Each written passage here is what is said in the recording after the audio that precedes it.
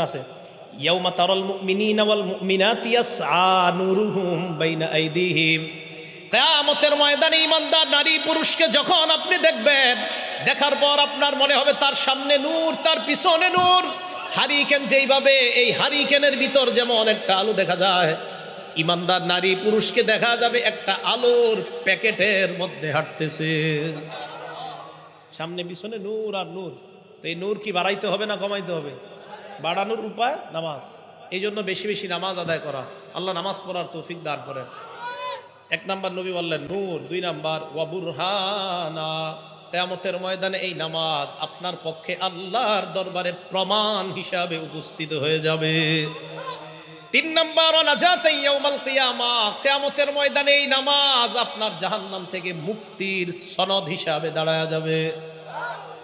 নামাজ পড়বো তো ইনশাআল্লাহ। 1 ওয়াক্ত নামাজও ছাড়বো না আমরা। আল্লাহ তৌফিক দান করেন।